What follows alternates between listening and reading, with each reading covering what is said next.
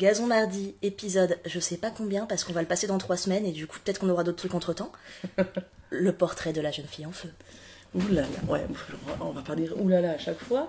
Bref. Oulala. Oulala. Oulala. Oulala. Alors on fait une petite infidélité à Xena, que nous n'avons absolument pas fini, vous avez constaté, hein. On a été légèrement ambitieuse, chut, parce que on a eu la chance de pouvoir voir le portrait de la jeune fille en feu en avant-première. Ouais. Donc, comme on va quand même spoiler comme des connasses, on va l'enregistrer là maintenant le 31 août, mais on vous le passera uniquement à la sortie en salle. Donc il faudra se dépêcher d'aller le voir le mercredi. C'est ça, Rapidos. mercredi 18 septembre, vous gardez votre journée, vous allez voir ce film, et comme ça après vous pouvez entendre nos deux voix sensuelles de Norma. Et de Serge. Let's go. Let's go. Alors, bah écoute, on change pas une équipe qui gagne. À toi, Norma, pour le résumé.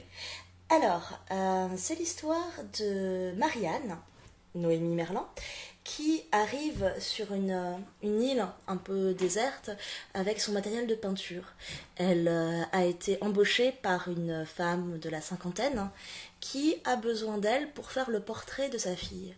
Ce portrait est destiné à être envoyé à Milan pour que son futur mari puisse juger si la marchandise lui convient avant que le mariage ne se conclue.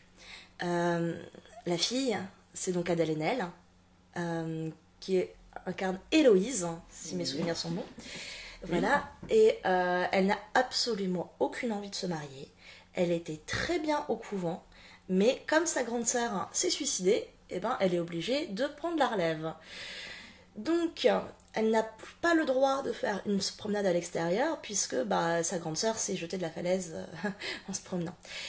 Ce qui fait que, comme elle refuse absolument ce mariage, et qu'elle refuse donc de se faire tirer le portrait, la mère a inventé un stratagème. Elle fait croire à Héloïse que Marianne est une dame de compagnie destinée à l'accompagner et se balader. Et Marianne va devoir la peindre de mémoire après avoir observé son visage le soir, pour pouvoir faire en secret le portrait d'Héloïse. Bon. Déjà, c'est pas très très cool. Je vois au petit pouce en bas de Serge. Hein. Mais bon, il s'avère qu'à force d'observer Adèle, comme n'importe quelle personne qui se retrouverait à être obligée d'observer Adèle dans les moindres coutures, elle ressent une légère attirance, pour ne pas dire qu'elle a envie de lui sauter violemment dessus. Et donc, un jeu un peu s'instaure entre elles. Un jeu de séduction, très clairement. Adèle Haenel n'est pas indifférente non plus au regard de cette femme. Elles s'entendent plutôt bien, elles se tournent légèrement autour, voilà. Et s'ensuit une histoire d'amour, mais une histoire d'amour qui n'a pas d'avenir, parce que c'est dans le contrat, en fait, que Marianne reparte de l'île, et qu'ensuite, on sait très bien qu'elle ne pourra pas éviter le mariage. Elle pourra essayer de le retarder ou douter, mais ça ne sert à rien. Elle sera mariée. Donc, elles ont juste 2 semaines, en fait, à vivre ensemble. Oui. Et c'est tout. Voilà. Je vais plus loin sur l'intrigue ou je m'arrête là? Bon, on verra par la suite. On verra par la suite. Voilà. Comment on peut... Oui, bref. Alors, moi, personnellement, je l'ai vu, parce que privilège du boulot... Du privilège de mon boulot, je l'ai vu le matin à 9h. Alors, il faut quand même, je pense, le voir dans de bonnes conditions parce que j'étais un peu crevée.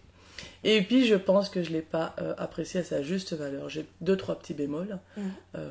2-3 petits bémols. Alors, déjà, j'étais fatiguée et j'ai plus mes lunettes. Bref, il n'empêche que j'ai quand même. J'ai trouvé ce film très flou quand même. Hein.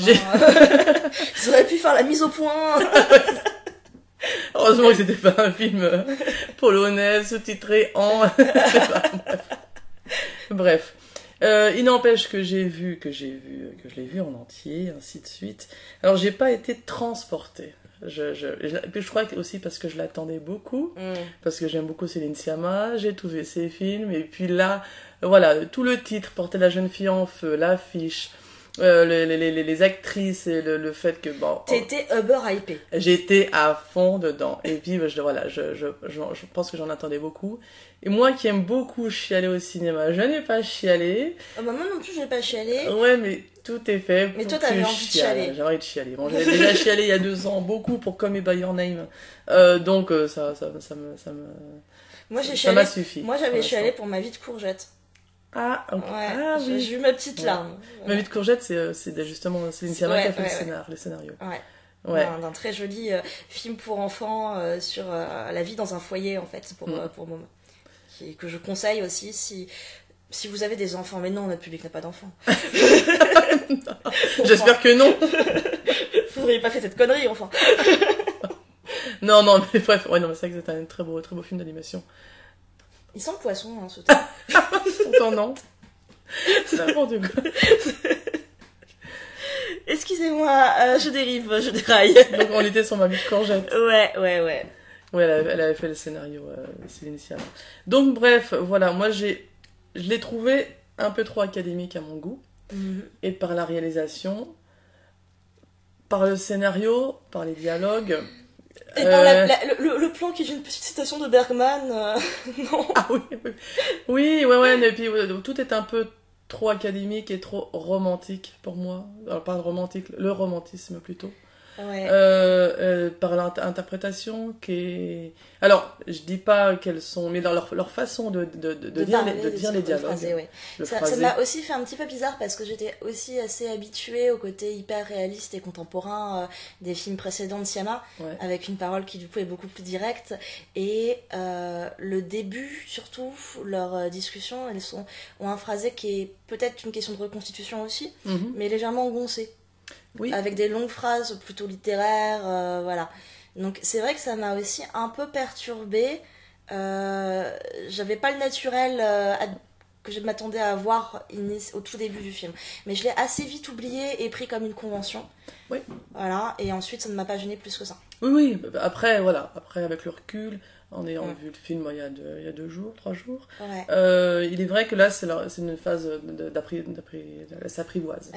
Elle s'apprivoise, elle se regarde, ainsi de suite, donc voilà, Alors, peut-être que je fais partie de cette catégorie particulière, mais je trouvais la partie avant qu'elle nique beaucoup plus sexy que la partie après qu'elle nique. Ah, moi je suis d'accord. On est d'accord. Ah, je suis tout à fait d'accord. Ouais. La question de la... En fait, là où elle a réussi à être hyper forte pour créer de l'érotisme, c'est sur cette tension, sur cette espèce de jeu, de je te vois, je te jauge, je te teste, j'essaie de voir si tu réponds d'un point de vue sensuel, de te déstabiliser, mais aussi te challenger de manière intellectuelle, voir si t'es un adversaire ou un partenaire à ma hauteur, et toute cette phase d'approche qui est extrêmement joueuse, et avec les petits sourires en coin d'Adèle Haenel qui justement prend du plaisir à ce jeu, enfin son personnage prend du plaisir à ce jeu, ça je trouvais que c'était vraiment très sexy. Ouais. Ah oui, moi je suis tout à fait d'accord. Pour ça que moi je trouve qu'il y a vraiment une première partie d'ultra séduction, de regard d'ultra séduction.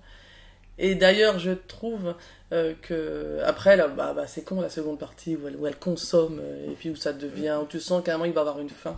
Mais oui, en fait la deuxième partie j'avais l'impression que c'était déjà un film de rupture. Oui. Voilà. Tu passes de la phase film de séduction à la phase film de rupture. Et l'entre-deux de leur relation, au final, elles sont fous, je pense, Sciamma là-dessus. Oui. Ouais, exact. Et alors, par contre, moi, ce que j'apprécie, c'est qu'il y a une économie, quand même, de plein de choses. Alors, le fait que ce soit trop académique, pour moi, justement, peut-être à un moment, le fait que j'apprécie l'économie. Oui. Finalement, la mise en scène, elle est assez sobre. Oui. Assez sobre et pareil dans les dialogues aussi, finalement dans plein de choses. C'est assez sobre pour que justement les grands sentiments nous envahissent. On est presque dans un huis clos. Oui. Presque, parce que... l'île. Voilà, déjà on est sur une île, on est dans un manoir sur une île. En termes de personnages, il n'y a pas d'homme. Oui. Il y a juste le mec qui rame au début pour amener Marianne et qui ensuite revient à la fin pour chercher Marianne et qui a une seule réplique, c'est bonjour. Oui. Voilà. Mais à part ça, c'est une île de femmes puisque il y a la mère, il y a la fille, il y a donc Marianne, il y a la petite servante, qui a un rôle assez important, la petite servante, Oui, oui. et il y a une nuit au coin du feu avec les sorcières et les faiseuses d'anges de l'île. Voilà. Donc toute cette espèce enfin, c'est très féministe, hein, donc on est sur un mode. Voilà, je pense qu'on peut pas contourner le point de le dire. C'est un film féministe. Puis même au générique à la fin, moi je regardais un petit peu et il y avait énormément de femmes. Oui. Fiche technique. Donc voilà, bravo Céline. Quoi. Ouais. Mais c'est vrai que du coup, toi, tu l'as vu en projection de presse. Ouais. Moi, je l'ai vu sur l'avant-première en présence de Céline. Ouais. Donc là, t'as autre chose. Oh mon Dieu, que cette femme est drôle, que cette femme est intelligente. Elle est géniale. Enfin bref, je me prosterne, mais je suis fan de cette réalisatrice. Mais autant dans ses films que dans sa personnalité et sa manière de répondre et de ce qu'elle a à dire. Et elle-même disait du coup que voulant faire un film féministe, voulant faire un film avec le moins de rapports de domination possible et où les gens sont d'égaux à égaux le plus possible selon le contexte, elle s'était posé la question également de la manière de mettre ça en pratique dans le tournage et d'être dans des logiques de co-création avec les actrices, avec les techniciennes et les techniciens, où chacun était dans une proposition artistique et essayait de casser un petit peu cette espèce de manière de tourner malsaine qui est assez valorisée par la politique des auteurs d'ailleurs, d'auteurs démiurges qui a le droit de manipuler les gens autour de lui pour arriver à ce qu'il a en tête. Ce qui est complètement le genre de choses que peut faire du Keshish, par exemple. Ah, je pensais à lui. Ah, bizarrement. Comment on parle d'un gros connard, ça pense souvent à lui. Ouais. Tu vois, et forcément, bon, là, je remplis des vides parce qu'elle a répondu vachement plus rapidement, c'est moi qui explicite les creux, mais qu'en fait, du coup, elle essayait vraiment aussi dans le tournage, et dans l'écriture, hein, et dans tous ces moments de faire le film, d'être dans une espèce de sororité et de casser, en fait, cette espèce de logique de soumission, de domination, d'exploitation, et voilà. Et ça se ressent. Ah oui, ça se ressent, oui. Ouais, totalement. Ouais. Totalement. Et je ne sais plus quoi dire. Ah bah dis donc déjà. Ouais, non, déjà. Bah écoute, si tu as un petit creux, on peut mettre le cyprinomètre, déjà. Parce que on avait quand même cette magnifique invention, et là je pense qu'il y a de quoi dire. Ah oui, bah directement cyprinomètre. Bon, est-ce que tu es team Adèle, team Noémie Alors moi je suis 100% team Adèle, oui. Même si je dois bien reconnaître que Noémie me disait trop rien en image fixe, mais Noémie en mouvement c'est beaucoup plus sympathique. Voilà.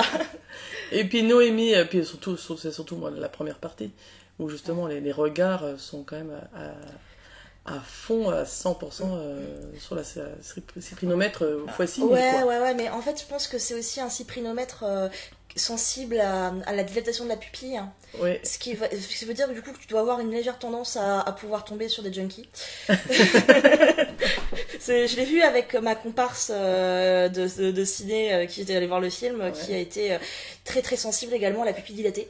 Mais connaissant le fait qu'elle est une ex-héroïnomane, je pense que c'est lié. Si tu nous entends, j'ai pas dit ton nom. Non, mais Cyprinomètre x6000, ce film. Et leur relation, quoi. Leur relation va crescendo et puis tu ressens à la fin, tu ressens la passion, tu ressens énormément de choses, c'est quoi. hyper sensuel et surtout, en fait, ça ne néglige pas la montée. Ah oui. Et c'est peut-être pour ça que là-dessus je dis merci Céline, c'est que ça rush pas sur le sexe en mode dès qu'on a compris qu'ils vont niquer, ça y est, ça se tripote les nichons. Là non, ça prend vraiment le temps de faire monter le désir entre elles et pour la spectatrice ou le spectateur, parce qu'on avait aussi un monsieur dans la salle qui a tenu à dire moi en tant qu'homme, avant de faire un grand discours pour expliquer à quel point les meufs à poil elles étaient bonnes. C'était gênant. D'accord. Merci le public. Ok. Donc, pour le spectateur hétéro aussi. Qu'est-ce qu'elle a répondu ? Elle a répondu quelque chose Je sais plus. Je crois qu'elle a fait une blague et qu'elle est passée à autre chose. Ok. La grande classe. Non, je crois que... Non, elle en a profité pour vanner les critiques. Hein. les critiques de cinéma, Ouais. qui généralement étaient des hommes blancs de plus de 60 ans, Ouais. et qui avaient sorti qu'il n'y avait pas de sexe. Ah, bah, d'accord. Et Oui. du coup, elle a plaisanté sur le coup de l'aisselle. Ok. Voilà. Mais alors, les hommes peuvent se consoler en ce moment, c'est qu'il y a une fille facile. Non, mais c'est très con. Ouais, Là, c'est une aparté, mais... envoyez vos hommes hétéros voir Zaya, c'est ça? Bah, malheureusement, c'est un gros cliché, mais il y a pas mal de mecs qui vont voir ça. Parce qu'il y a Zaya. Remarque, c'est peut-être pas plus mal, parce qu'il semblerait que le ton du film soit quand même plutôt féministe. Oui. Donc, si ça confond des mecs, des gros libidineux, Ouais, mais à c'est du pas... féminisme, juste parce qu'ils sont attirés par l'escorte, ça peut être intéressant. Je l'ai vu, mais c'est pas assez engagé dans le Ah, féminisme. d'accord. Dommage. Elle joue quand même une Brigitte Bardot de 2019, et puis je trouve que c'est pas, en tout cas Rebecca Zlotowski, moi je la trouve assez légère D'accord. dans ses propos. Tu la trouves légère? Tu penses que c'est Non. plus facile? Non, non, mais non, mais je la trouve pas assez justement, on va dire Radical. radical dans ses propos. Ouais. Et de choisir Zaya pour un film comme ça, non mais c'est con, hein. Mais alors faut qu'il y ait quelque chose de dur derrière Oui. comme discours. Oui. Faut qu'on pense Parce qu'il pas y que a ça des gros arrive. blaireaux qui vont voir ça, quoi. Après, Bref. si ça peut amener des gros blaireaux dans un cinéma d'auteur et Ah, c'est faire oui. des entrées, Oui. hein, l'économie s'en portera mieux. Ouais. Captons le blaireau. Ouais. Tant mieux. Mais ouais, voilà pour la question du cul, parce qu'on parlait de cul quand même. Sur Siama, ouais, mais ça transpire le cul pendant tout le film. Ah, ça transpire. C'est très agréable, c'est Oui, sympathique. oui. Ça, en fait, effectivement, je crois qu'elle a vachement réussi à mettre en scène du cul dans quelque chose d'égalitaire, Mhm. de consenti, sans ambiguïté, sans malaise. Déjà, ça, en soi, c'est con de devoir le dire, mais c'est cool. Ouais. C'est vraiment cool. Et effectivement, il y a beaucoup d'amusement, de jeu par rapport à ça. On le spoil complet parce qu'en principe, si vous écoutez le podcast, vous avez vu le film. Il y a ce plan où on a l'impression que l'une doit être l'autre, mais en fait, c'est une aisselle. Oui. Voilà. Dit comme ça, c'est pas glamour, mais en vrai, c'est marrant. En fait, c'est cool. Puis il y a la scène c'est aussi où Marianne est allongée sur le lit la nuit, et puis sa chemise de nuit est remontée jusque sur son ventre. Oui. Donc on voit son pubis. Son Oui. pubis. Et puis donc elle se recroqueville, on se dit, ouais, elle va se toucher, elle va se masturber. Et en fait, pas du tout. Elle a juste ses règles. Elle a juste ses règles, elle a mal au ventre. Donc, ouais, non, mais c'est vrai qu'elle doit Ouais. casser un petit peu. Il y a des petits cassages d'attente comme ça, d'humour par rapport Ouais. aux choses. Et ça, c'est cool. C'est Oui. vraiment agréable.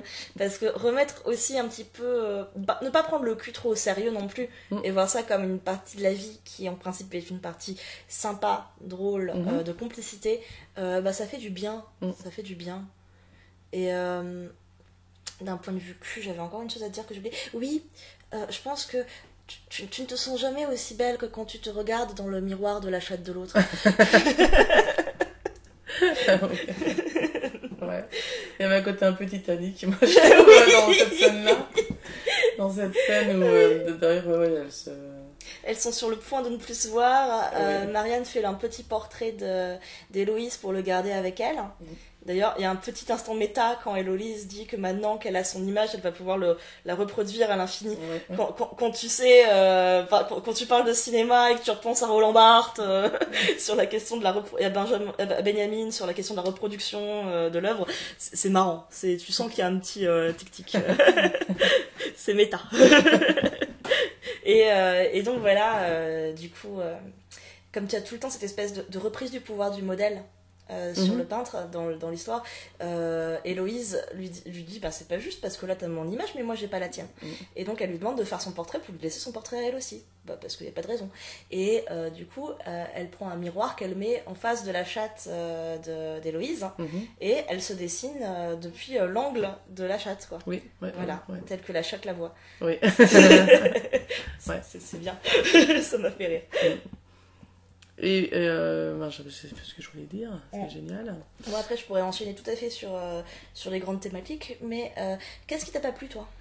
Le fait que ce soit un peu trop académique et que les choses soient scindées en deux parties, parce que je trouvais que la première partie était vraiment plus aboutie que la seconde. Alors, c'est un très mauvais jeu de mots, parce que on pourra dire ça à chaque podcast, c'est à deux doigts d'être vraiment, pour moi, un film parfait. Mhm. Manquait peut-être un petit peu plus de rock'n'roll, un truc un peu plus rock'n'roll. Mais par contre, là voilà, le fait que qu'on discute et puis que tu me dises, oui, ben justement, elle joue de ça. Oui. Elle joue de ça, et donc voilà, ça me met d'autres choses ça met d'autres choses en perspective. Ouais. Moi, je trouve que ça aurait été nickel si le film avait été finalement sans dialogue. Alors, après, bien évidemment, elle n'a pas refaire le film, mais je trouve que c'est pour ça que le fait de la première partie, où ce soit des regards. Ouais, mais ça aurait parlé du coup plus que de leur relation. Ça n'aurait pas parlé du reste. Parce que les dialogues étaient absolument indispensables pour la question justement du modèle et du créateur, de la question du mythe d'Orphée, du rapport de l'auteur, et aussi de la possessivité, de la rupture, du rapport au souvenir. Enfin, tout ça sans avoir justement ce rapport de force qui est aussi intellectuel entre les deux, ça aurait perdu complètement de son sel. Oui, ouais. Mais là, c'était vraiment moi, en tout cas, ce que j'apprécie au cinéma, quoi. C'est faire tout passer par l'image. Et c'est là, par contre, aussi où j'ai beaucoup apprécié, j'ai beaucoup aimé justement ce rapport à faire un portrait, faire des esquisses, parce que moi, je suis sensible au dessin, à l'illustration, et ouais, où t'as pas envie finalement que ça se finisse, quoi. T'as envie que ça soit que des esquisses, que du. Ouais. Et là, moi, je trouve que j'ai bien aimé le fait que finalement, bien évidemment, pour moi, les esquisses, les croquis sont 10 fois plus beaux que finalement un portrait fini. Très joli moment d'ailleurs quand elle demande quand est-ce qu'on sait si c'est fini. Oui, ouais. Enfin, surtout dans ce moment-là du film, parce que, bon, c'est de la métaphore un peu facile, mais elle parle de leur histoire. Oui. Voilà. Et là-dessus, est-ce que j'ai le droit de faire ma grosse commère ? Bah, bien sûr. Parce que je trouvais ça hyper puissant, en fait, qui est toute la question donc, de Adèle Haenel dans le rôle du modèle. Cette histoire entre le modèle et l'artiste qui saisit son image, qui est sur le point de se terminer, et que ce soit tourné pendant qu'elle se séparait. Enfin, je trouvais ça du coup, mais hyper. C'est la manière la plus classe de rompre, quoi. Enfin, j'ai jamais vu une rupture aussi classe. Ouais, oui. Ouais, exact. Toute cette partie-là, du coup, enfin, je ne pouvais pas ne pas mettre ça en perspective du vrai rapport, en fait, qu'il y avait. Et je pense que ça doit être très frustrant pour un auteur qui se casse le cul à faire une œuvre de fiction, à dire plein de choses qui sont au-delà d'elle, et d'être ramené à sa vie. Mais ils n'étaient pas séparés depuis un petit moment. Je sais pas. Attends, le Alors, tournage. on sait jamais. On parle de Céline Sciamma et Adèle Haenel. Qui ont été ensemble hyper longtemps. Ouais. Et non, mais je pense qu'elles l'ont. Dans Naissance des pieuvres, elle avait 18 ans, donc c'est très con. Écoute, je crois qu'elles se sont mises ensemble juste après la naissance des pieuvres et qu'elles devaient avoir 18-19, un truc comme ça. Adèle Haenel, je crois qu'elle a vu un Oscar, n'importe quoi. Un César pour. C'était quoi déjà? Pour Suzanne, je crois. Ouais. Elle a vu 2 Césars, je crois, et c'était à cette époque où elle avait dit. En 2013, où elle avait dit Céline, je t'aime. En recevant son César. Ouais. Mais ça, c'était en 2013. Ouais. La naissance des pieuvres, c'était en 2007. Mais donc, est-ce qu'elles étaient déjà ensemble? Je ne sais pas. Adèle, elle a quoi? Elle a mon âge, Adèle? Elle a 30 ans. Ouais, un peu plus jeune que moi. Mais ouais, mais je crois qu'elles étaient. En tout cas, elles sont pas séparées voilà. sur le tournage. Je ne sais pas à quel moment précis pas. elles se sont séparées, mais en tout cas, c'était soit déjà fini, soit en train de se finir. Oui, voilà. Ouais. Parce que là, il est sorti en 2019, donc ils ont dû le tourner. Ils ont dû le tourner en 2018. Oui. Peut-être. Je sais pas. Mais ouais. En tout cas, c'était En tout cas, soit c'était déjà fini, soit ça allait se faire. Et en fait, toute la partie du film où il y a cette question du fait qu'à partir du moment où tu possèdes quelqu'un, déjà tu commences à lui en vouloir et à ne plus être complètement son allié, et qu'il y a la graine en fait de la fin dès le moment où il y a l'intime, qui était une discussion qui était assez touchante. Tout le moment, tous ces espèces de petites choses sur le souvenir, sur le fait de recréer la personne par son image, à la fois telle qu'elle est et telle qu'on la voit, et ensuite de ne plus avoir la personne et de ne plus avoir que la trace qu'elle avait laissée en nous par cette image-là. Enfin, je trouvais ça très puissant en fait, et d'autant plus puissant avec la profondeur des choses de la vie. Oui. Voilà. Après, bon, c'est mon côté midinette là-dessus. Mais c'est vrai qu'il y a des très très beaux dialogues et des très beaux moments sur la fin du film et sur la fin de leur histoire, bien évidemment. Bien sûr. Parce qu'elle savait qu'il allait avoir une fin. Oui. Et puis qu'elle se le dise. Oui. Qu'elle se le dise, et c'est ça que c'est très beau dialogue, très beau moment. Et oui, alors là, moi, pour le romantisme de ça, impeccable. Impeccable. Ouais. Parce que moi, je suis assez fan au cinéma, des histoires d'amour qui finissent pas très bien. Même là, on a envie que ça finisse autre. Mais bon, ça finit dans nos souvenirs et ça finit dans leurs souvenirs. Mais tu vois, en fait, c'est un peu entre les deux. C'est pas que ça finit pas bien, mais ça finit pas mal non plus. Oui. Ouais. C'est-à-dire, il y a personne qui va se suicider violemment à la Roméo et Juliette, tu vois. C'est juste que elles vont vivre leur vie. De temps en temps, elles vont penser à l'autre. Ouais. Avec quelque chose, comme on voit quand à la toute fin Héloïse va écouter la pièce musicale que lui avait fait découvrir à Marianne, et que son visage est mêlé d'une vive émotion, de douleur, de nostalgie, mais aussi de joie. Et c'est un peu ça en fait la marque de l'histoire, c'est que d'un côté oui ça fait mal, mais en même temps elles l'ont fait bien. Oui. Et du coup il y a pas de remords quoi, il y a peut-être un regret, quelque chose qui parce que c'est là va suivre, qui aurait mérité dans une autre époque d'aller plus loin, mais c'est pas complètement triste non plus, c'est pas tragique. Ah oui, non, pas du tout. Non. C'est un élément de la vie, mais la vie continue. Ouais. Et elles ont du succès derrière, puisque Marianne réussit bien dans ses peintures, et même si d'un point de vue amoureux ça n'a pas l'air top, au moins sa vie n'est pas ratée non plus. Et puis elle a vécu. Elle a vécu une passion. Voilà. Ouais. Elle a vécu l'amour. C'est ça. Ouais. Donc non, ça c'est... en fait j'aime bien que ça se finisse pas en happy end bébête, moi je suis... et pas en grosse tragédie, mais que ça se finisse comme dans la vie. Oui, exact, ouais. Ça, je trouve ça vraiment puissant et bien. Ouais. Tu voulais parler de quoi ? Je voulais parler de l'auteur et du rapport auteur-modèle. Parce que ça aussi, c'est... Et pour moi, c'est un petit peu en ça que j'étais embêtée dans le sens où on fait un podcast de cinéma lesbien, mais c'est pas un film lesbien. C'est un film fait par une lesbienne d'un amour lesbien, mais un film lesbien, c'est hyper codifié, c'est une histoire qui va tourner autour du CO, de la découverte de soi, ou d'une histoire tragique, et qui va finir soit par justement une tragédie, soit par un happy end, mais qui ne va parler que de lesbianisme. Là, leur histoire existe en tant qu'histoire entre deux êtres humains, dont il s'avère que c'est des femmes parce que voilà, pourquoi pas,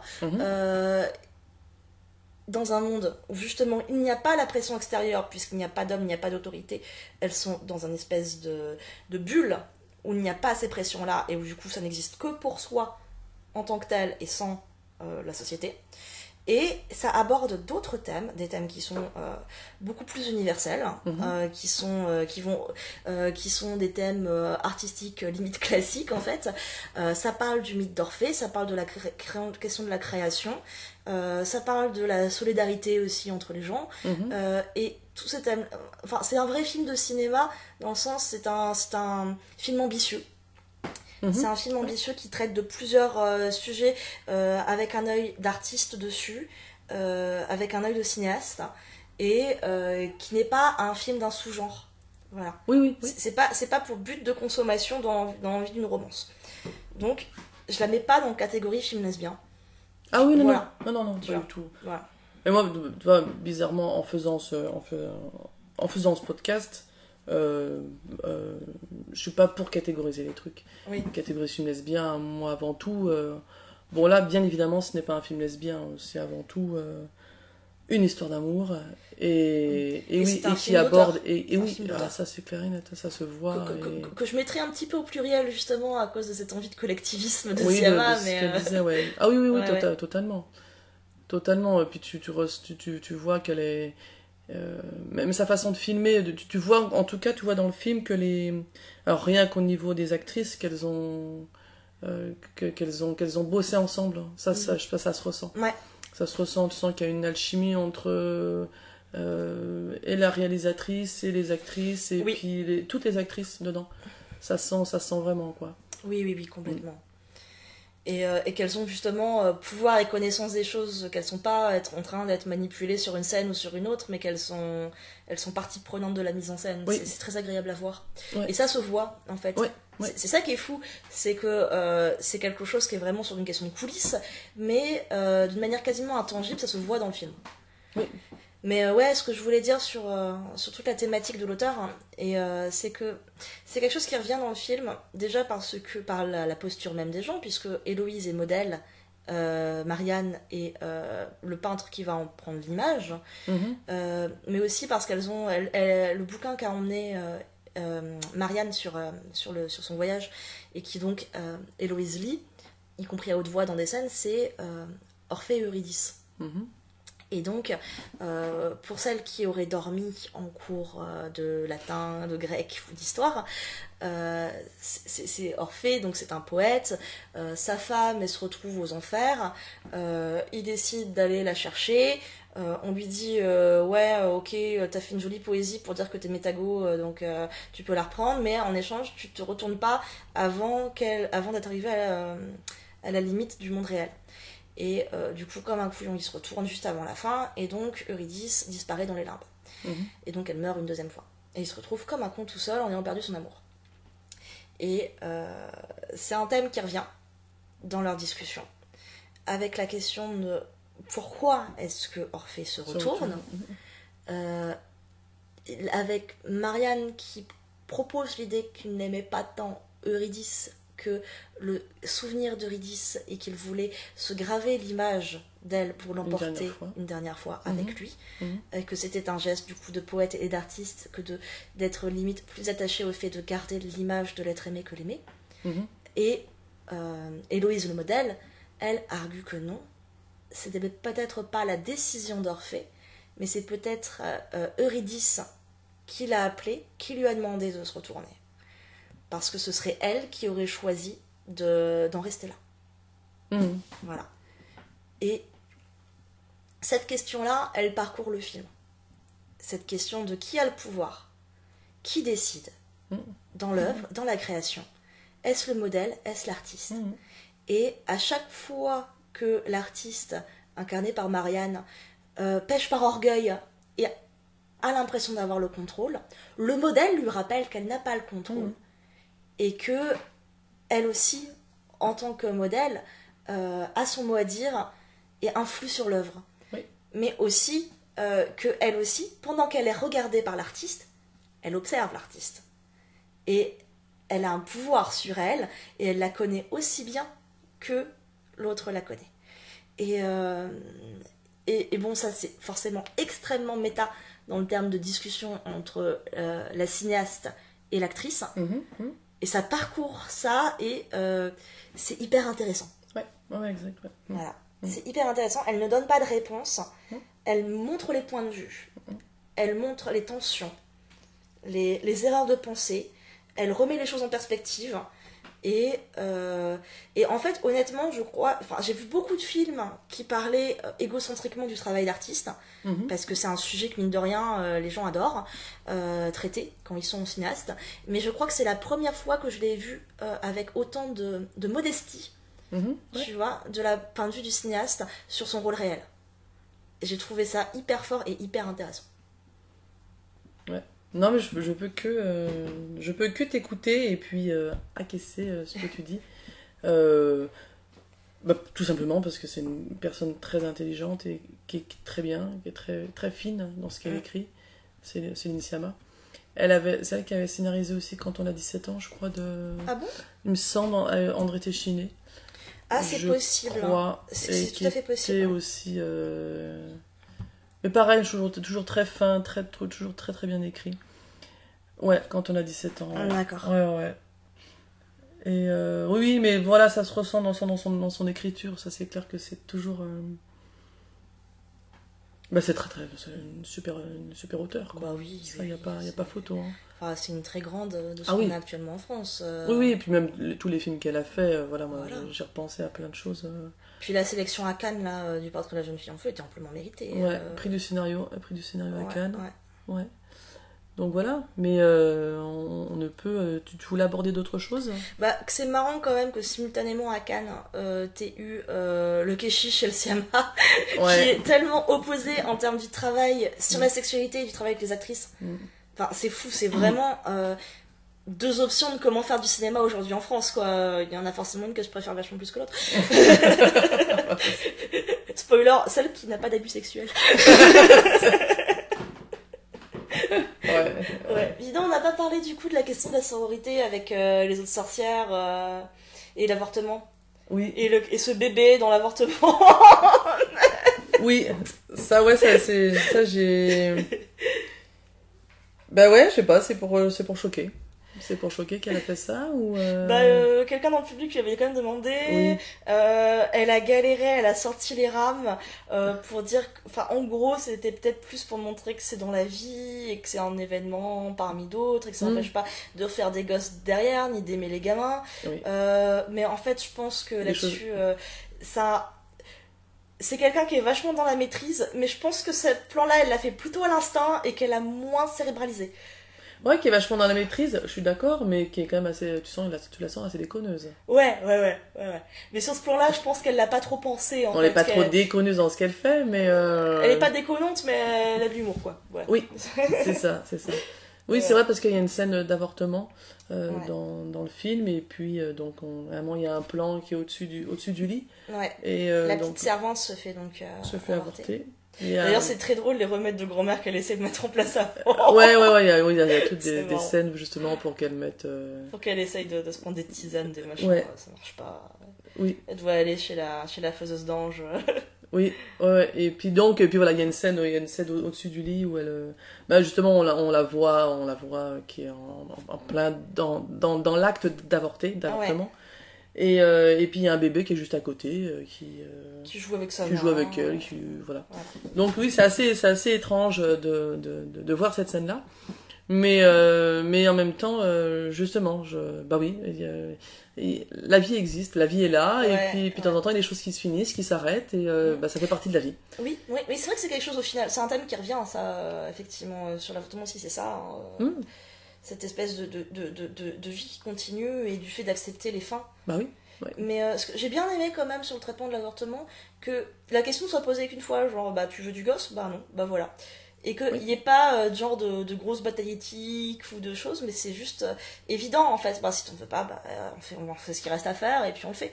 Et c'est là, voilà, justement, où il y a ces scènes avec les comme tu dis, les sorcières. Je pense qu'il y a plein de servantes aussi. Non, mais en même temps, non, je suis bête, il n'y a pas plein de servantes parce qu'il n'y a qu'une maison sur l'île. Il n'y a qu'une maison. Sur l'île. Je crois qu'il y a un village pas loin. Et oui. Coup, et voilà, c'est des femmes qui se regroupent.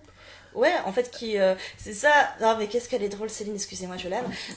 Comme elle disait, du coup, sur l'avant-première, c'était, mais au fond, c'est juste des femmes qui ont envie d'aller picoler au coin du feu. Oui.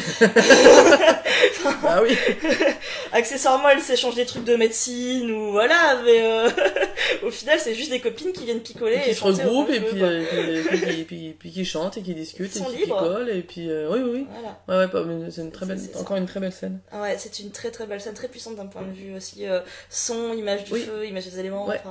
Mais ça c'est un peu c'est marrant parce que ça m'énerve toujours quand dans le cinéma le féminin est ramené aux éléments, que ce soit à l'eau, que ce soit au feu, parce que t'as toujours un petit peu cette espèce de filtre symbolique qui fait que l'homme est dans la raison et la femme dans la nature. Et du coup, très souvent, dans des représentations symboliques, on aura des femmes qui vont être associées à de l'aquatique ou à des flammes ou à des choses comme ça. Regardez n'importe quel film, ça match. Et mais quand c'est mal fait, je lui pardonne. On te pardonne. Je te pardonne parce que tu le fais bien. mais voilà. Et du coup, là-dessus, t'as Marianne qui nage. Dès le départ, t'as Adèle qui sait pas trop si elle sait nager ou pas, mais qui va quand même à la flotte. T'as cette espèce de rapport comme ça à l'immensité des vagues qui se reviennent dans leur gueule, et t'as en même temps ce rapport aux flammes, que ce soit dans les cheminées, dans les flambeaux qui sont là, qui sont partout, et qui sont donc sur ce feu de sorcière, où Adèle se fait cramer sa robe, sans réagir, trop, parce qu'elle est trop en train d'essayer de mater Marianne. Mater Marianne. C'est ça. Oui, oui, oui. Alors, Avez-vous elle déjà... ressent rien, en tout cas au niveau du feu qui la crame. Alors qu'est-ce qu'elle ressent des choses? Avez-vous déjà maté quelqu'un au point de vous être à moitié cramé sans vous en rendre compte? Moi, ça m'est jamais arrivé, mais ce niveau de désir... Moi non plus. Ah oui, mais au niveau désir, c'est quand même assez impeccable comme film, quoi. Ouais. C'est assez impeccable. Elle pousse loin le curseur. Moi, j'irai le voir une deuxième fois. Moi aussi. Ça, c'est clair. Moi aussi. J'ai bien envie. Ouais. Voilà. Tu voulais parler d'autre chose? Donc du coup on a parlé un peu de l'avortement, mais c'était juste pour aller à la conclusion qu'il y avait cette espèce de rapport de sororité, oui, tu disais. Et de solidarité qui, dès que la mère est partie, la question des classes sociales devient secondaire. Ah oui, totalement. Oui. Et elles deviennent copines avec la servante, oui. La petite servante, elles jouent aux cartes ensemble, enfin voilà, elle l'aide et c'est très naturel en fait. C'est je pense qu'il y a un petit peu l'idée que les classes sociales sont moins importantes que la solidarité féminine dans ce climat-là. Et je suis pas sûre historiquement, mais c'est agréable à voir. Oui. Voilà. Oui, parce que je pense qu'historiquement, ça doit être la servante doit vraiment rester la servante. Oui. Je pense pas. Je pense que ce rapport peut se casser si c'est la jeune maîtresse qui a besoin de se faire avorter qui va voir la servante, mais pas dans le sens si c'est la servante qui doit se faire avorter qui va voir sa maîtresse. Oui. Ouais. C'est quand même agréable à voir. Ouais. Non, sinon, qu'est-ce qu'on a fait? On a fait le cyprinomètre, on a parlé méta en faisant les ragots. On a parlé de Céline, on a parlé de Céline et Adèle. Ouais. On a parlé de... On n'a pas beaucoup parlé de Noémie, avec ses grands yeux. Non. Noémie Merlan, ouais, qui a joué dans... Elle a joué dans... Moi, je ne sais plus du tout. J'avais noté avant. Je n'ai rien retenu. Non, je pense que faut qu'elle fasse d'autres films. Elle était bien. Hein. Elle est très bien. Très bien. Ouais, elle est très bien. Elle a joué dans Curiosa. Je ne sais plus ce que c'est. Bon, pas des films hallucinants, à part Les Héritiers, qui étaient pas mal du tout. Non, mais elle est très bien. Je trouve que...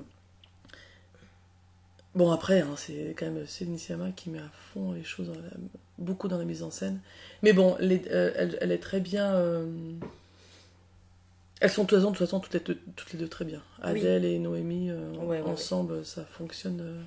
Mais Adèle, elle est vraiment bien, quoi. Enfin, à chaque fois... Non, mais outre le fait que physiquement, j'apprécie la regarder, à chaque fois que je la vois jouer, je me dis, mais ça va faire partie des grandes actrices contemporaines.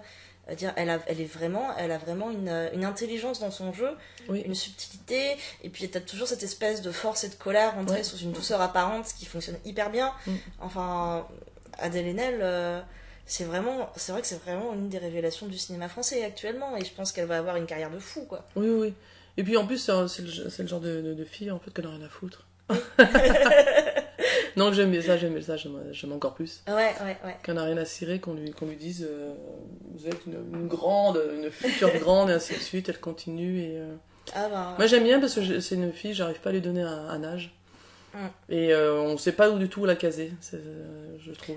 C'est marrant parce qu'on trouvait justement qu'elle avait pris un petit coup de vieux sur ce film-là, qu'on avait passé genre 10 ans à lui donner 18 ans, et que là d'un coup elle faisait ses 30 ans. Elle faisait ses 30 ans, ouais, non, mais je suis d'accord. Mais ça lui va bien, ses 30 ans. Mais, Bon, ça, là, c'est aussi le film qui veut ça. Oui. Le film qui veut ça, c'est vrai que tu la vois. Ouais. Donc, si tu la vois, je crois que j'avais vu dans son film précédent, dans Liberté, là, c'est autre chose. Ouais. Et elle est limite pas extrêmement crédible parce que je trouve qu'elle fait encore assez jeune dans sa façon d'être. Oui. Elle fait très jeune parce que tu sens qu'elle a une insolence. Elle a une insolence et tu sens une petite merdeuse, quoi. Et dans Liberté, je trouve que ça le faisait pas. Là, ça le fait vraiment bien. Alors justement, c'est un film en costume et un film où elle est... Et ça le fait très bien parce que justement, c'est quelqu'un qui qui va à l'encontre, qui va se marier et elle ne veut pas. Oui. Et ça, elle le fait très bien, ça. Ouais. Elle fait très bien cette espèce de meuf libre sous contrainte. Ouais. Oui, qui a envie de tout envoyer chier, et C'est ça. puis en fait elle ne peut pas, et là Ouais. ça se ressent dans son regard et dans sa mâchoire, dans Mais beaucoup parce de que choses. c'est quelqu'un qui sait jouer la retenue et c'est hyper dur en fait à jouer la retenue.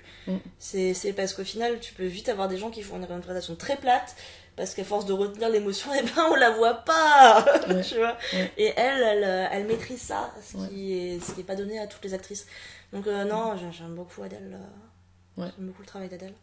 Et là, et puis Noémie Merlan, elle joue très bien là-dedans, où à un moment elle est complètement décontenancée, quoi. Elle se dit, oh putain, qu'est-ce qui m'arrive, je suis foutue. Elle est foutue dans le film, parce que justement face à Adèle Haenel qui la désarçonne en permanence, Ah, qui la total. challenge. Et, Ouais. voilà. Ouais. Elle perd, toute sa belle assurance et sa maîtrise froide, elle l'a plus, quoi. Ah bah elle l'a plus, et alors que c'est elle qui doit la peindre. C'est ça. C'est elle qui doit la peindre, et ça c'est vachement bien. Ça c'est vachement bien. C'est super, hyper bien, c'est super bien dans le film. Ouais. Il y a un jeu de séduction, mais impeccable, quoi. Donc du coup, vous aurez bien compris qu'on ne vous recommande pas le film et qu'il ne faut pas que vous le voyez. Ouais. N'allez pas le voir le 18 septembre. Non mais voilà, courez-y. Ouais. C'est pas tous les jours qu'on a un film de français de cette qualité et Oui. en plus fait par Céline et en plus intelligent, féministe, lesbien, enfin... Mais qui ne soit pas juste ça, mais aussi une grande œuvre. Enfin, sérieusement, que demande le peuple, en fait. Exact. C'est tout ce qu'on attendait, c'est tout ce qu'on voulait. Ouais. Merci. Et on l'a eu. On l'a eu. Yes.